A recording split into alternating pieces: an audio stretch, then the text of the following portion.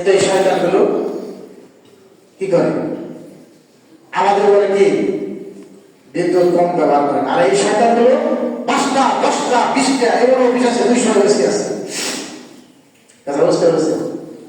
এই সমস্ত লোকগুলো যতক্ষণ পর্যন্ত এদের পথ থেকে টেনে এসে নামিয়ে না আনবে ততক্ষণ পর্যন্ত দেশে বিদ্যুৎ থাকবে না। আপনি দেখেন বিদ্যুৎ বিল কম নাই, বিদ্যুৎ বিল কম নিচ্ছে, বিভিন্ন অজুহাতে বিদ্যুৎ বিল বাড়াচ্ছে, বিঘা বাড়া নিচ্ছে, কত আকাম প্রমাণ করতেছে। অথচ আমার এটা মৌলিক চাহিদা, এই জন্য আমাদের সময় বিদ্যুৎ থাকবে, কিন্তু দিতে পারতেছে না। আকাম যখন সব করে আমার এই শয়তানের ঘর মসজিদের মধ্যে মিঠাল লাগানোর জন্য বলি, গান বাজনা এবং কোন আকাম নাই, তাদের বাপ দাদার শান্ত করার জন্য কোটি কোটি টাকা ব্যয় করতেছে। আপনারা বুঝতে পারেন না, বুঝাইতে চাইলে বোঝেন না। একটা শ্রমিককে ভিড় করার জন্য, একজন লোককে এই দেশে প্রতিষ্ঠিত করার জন্য, তার স্বামীকে প্রতিষ্ঠিত করার জন্য, তার বাপের নামে নাম দেওয়ার জন্য, স্বামীর নামে নাম দেওয়ার জন্য এ দেশের কোটি কোটি টাকা তারা নষ্ট করেছে। সেই টাকা যদি 5% লাগে, বাংলাদেশের কোন মসজিদে বিধান দেওয়ার টাকা করবে না। এগুলো চোর বা চোর, কিন্তু জনগণ আমরা বোঝাইলেও বোঝে না। আল্লাহ তাআলা আমাদের বোঝার তৌফিক দান করুন। সবাই তো উপস্থিতি তাহলে রমজান পরে মুসলিম শ্রেণীর কয়টা? 2টা হয়ে গেল।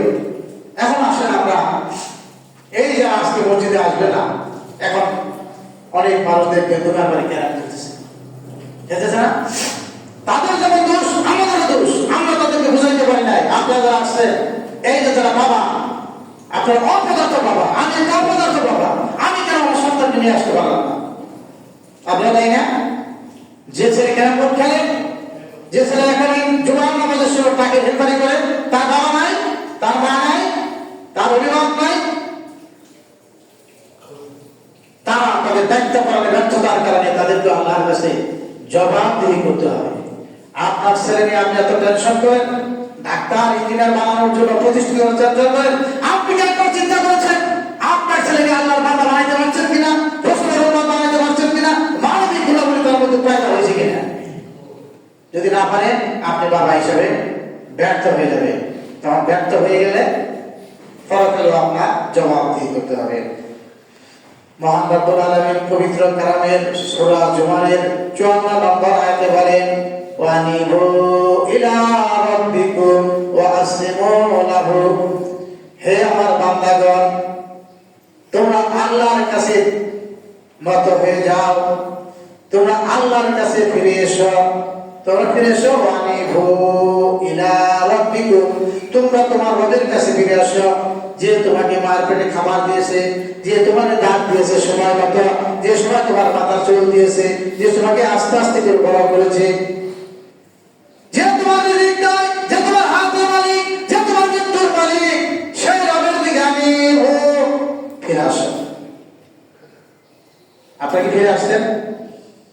আল্লাহ বলেন, আনিবু ইলা রাব্বিকুম, তোমরা রবের কাছে ফিরে আসো।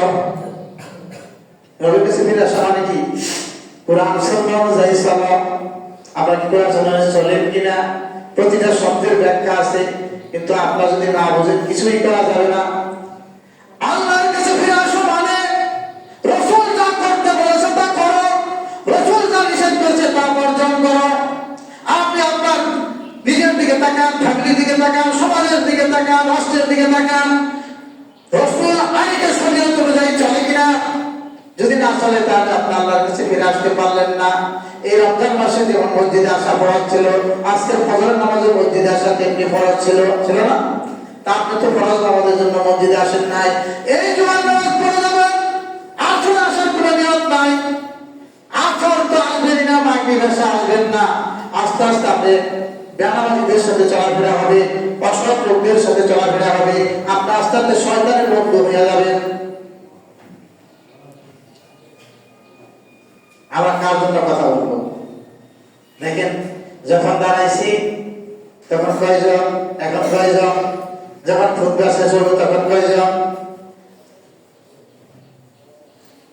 এদের ওয়ার পরে আসে প্রত্যেকে উপযুক্ত জবাব দিতে না পারলে পানিশমেন্টের আওতায় আনা উচিত। কি বলেন? যারা পরে আসে শুক্রবারে এই আনি ভূত তোমরা রবের কাছে চলে আসো, যারা পরে আসে তারা কি আল্লাহর হুকুম মানলো না, তাদের নামও আজকের খাতায় এন্ট্রি হবে না, অনুপস্থিত থাকবে। এদের নাম হাজিরা খাতায় অনুপস্থিত থাকবে।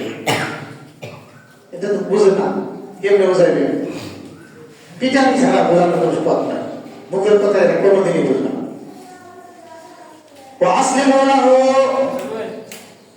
আনুগত্য করো আল্লাহর, দাসত্ব করো আল্লাহর। আল্লাহ যখন ইব্রাহিম আলাইহিস সালামকে বললেন কি আসলিম, তুমি আনুগত্য করো দাসত্ব করো আল্লাহ, ইব্রাহিম সালাম আস্তাগফিরু রাব্বিল আলামিন, আমি নিখিল বিশ্বের চন্দ্র সূর্যের স্রষ্টার কাছে আনুগত্য প্রদর্শন করলাম, সেই আনুগত্য করতে হবে। পাঁচ দিন সেই আনুগত্যটা কি? বৃদ্ধ বয়সে আল্লাহ তাআলা কি করলেন? বললেন যে তুমি মুসলমান করো। বৃদ্ধ বয়সে নিজে মুসলমানি করলেন। সারা জীবন সন্তান হয় নাই, বৃদ্ধ বয়সে একটা সন্তান দিলেন আল্লাহ ইসমাঈল আলাইহিস সালামকে। আল্লাহ বললেন, হে ইব্রাহিম, এই সন্তানটাকে আল্লাহর জন্য জবাই করো। ইব্রাহিম কি বলেছিলেন? আল্লাহ, আমার তার কোনো সন্তান নাই, বৃদ্ধ বয়সে একটা সন্তান পাইছি, এটা জবাই করা যাবে না, অন্য কিছু বলছিল। আসলামতু লিরাব্বিল আলামিন, আল্লাহ বলেছেন আসলিমু লাহু, আল্লাহর জন্য আনুগত্য করো, আল্লাহর জন্য আজ্ঞাবহ হও, আল্লাহর দাসত্ব স্বীকার করে নাও। আপনার চরিত্রের সাথে মিলান। ইব্রাহিম আলাইহিস সালাম কে যত তৎকালীন সৈন্য শাসকরা, তাগুতি শক্তিরা, বর্তমানে যারা আছে তারা তাগুত। এই তাগুত আপনারা বুঝেন না, কোরআনের কথা পাওয়ায় এখন তাগুত রকম বিল্লাহ বাদ ইসলাম থেকে বিরোধের রুসলা ইসলাম আল্লাহ আল্লাহু সামিউন আলিম। তাগুত স্বীকার না করলে আপনি ইমানদার হতে পারবেন না।